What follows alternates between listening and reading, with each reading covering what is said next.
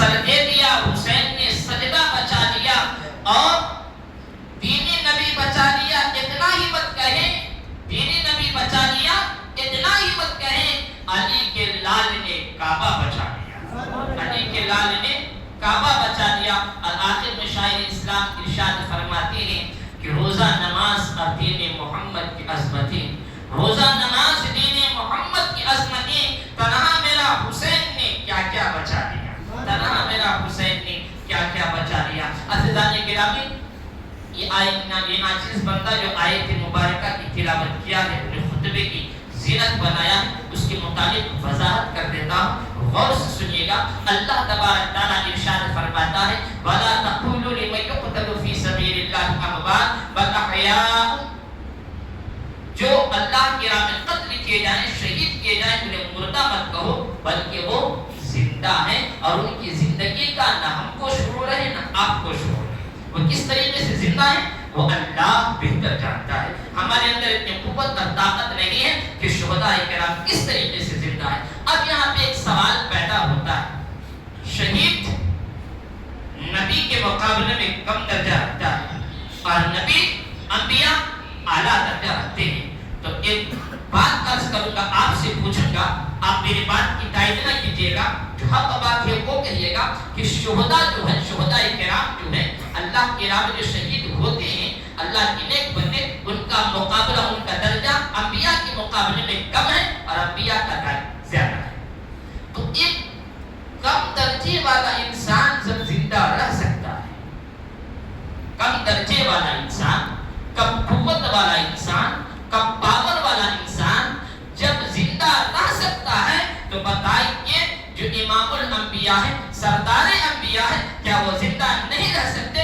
عزیزان گرامی، ہماری ایمان کا وجدان یہ کہہ رہا ہے جب کربلا کے شہداء زندہ ہو سکتے ہیں تو مدینے کے تاجدار امام الانبیاء بھی زندہ ہیں۔ یقینا معلوم ہو گیا۔ اب دوسرا، اللہ دیکھو، اللہ ہم کو بنایا، آپ کو بنایا، اللہ کو معلوم میرا بندہ کتنا ایڈوانس سوچتا کرو، اللہ کو معلوم، کیا بولو، اللہ سے کوئی چیز چھپی نہیں ہے، اللہ کو معلوم کہ میرا بندہ کتنا ایڈوانس دنیا میں جا کے کرے گا، سوچے گا، تو اللہ واہ کی لاکھ کر دے۔ یہاں پہ پہلی جگہ کہاں فرمایا وَلَا تَقُولُوا لِمَن يُقْتَلُ فِي سَبِيلِ اللَّهِ، جو اللہ کی راہ میں قتل کیے جائیں انہیں مردہ مت کہو۔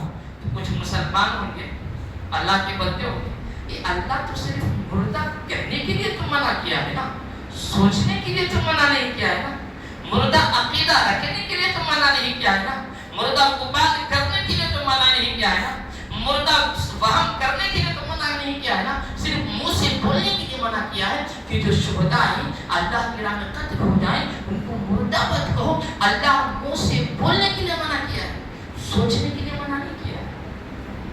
تو اس کو کہہ دیجیے گا اللہ کو معلوم تھا کہ میرا بندہ یہ بھی سوال پیدا کرے گا، اس لیے اللہ نے قرآن میں اور دوسری جگہ حکم فرما کر اس کو بھی لاکھ ڈال دیا کہ شہداء کے بارے میں گمان بھی مت کرنا۔ وَلَا تَحْسَبَنَّ الَّذِينَ قُتِلُوا فِي سَبِيلِ اللَّهِ أَمْوَاتٌ، جو اللہ کی راہ میں شہید کیے جائیں، مارے جائیں، میرے بندے ان کو تو مردہ بولنا بڑی بات ہے، ان کو مردہ گمان بھی مت کرنا، مردہ سوچنا بھی۔ عزیزان، مسئلہ حل ہو گیا۔ جو اللہ کی راہ میں شہید کیے جاتے ہیں ان کو مردہ بھی نہیں کہہ سکتے، مردہ سوچ بھی نہیں سکتے، مردہ تصور بھی نہیں کر سکتے، مردہ گمان بھی نہیں کر سکتے۔ یہ قرآن پاک کا حکم ہے۔ عزیزان گرامی، اگر کوئی مسلمان شہداء کرام کو مردہ تصور کرتا ہے، مردہ کہتا ہے، تو وہ دائرۂ اسلام سے خارج۔ آپ پوچھیں گے حضرت اتنی بڑی بات تو میں کیسا بول رہا ہوں؟ میرے باپ کی بات نہیں ہے، میرے خاندان والوں کی بات نہیں ہے، یہ ہمارے کسی سنی اکابر علماء کی بات نہیں ہے، یہ اللہ کا کلام کہہ رہا ہے کہ مردہ کو، مرد شہداء کو جو اللہ کی راہ میں شہید کیے جائے ان کو تم مردہ بھی نہیں کہہ سکتے، اور دوسری جگہ فرما رہا ہے کہ شہداء کرام کو تم مردہ گمان اور سوچ بھی نہیں سکتے، وہ زندہ ہے۔ اب کس طریقے سے زندگی پاتے ہیں اللہ بہتر جانے، اور جو شہداء ہیں وہ بہتر جانے کہ اللہ کی بارگاہ میں کس طریقے سے وہ زندہ ہے اور زندگی پاتے ہیں۔ یہ تمہیدی گفتگو تھی جس کو میں نے عرض کیا۔ اب آئیے اصل گفتگو کی طرف۔ جب کربلا کا معرکہ ختم ہو گیا، آقا حسین کو شہید کر دیا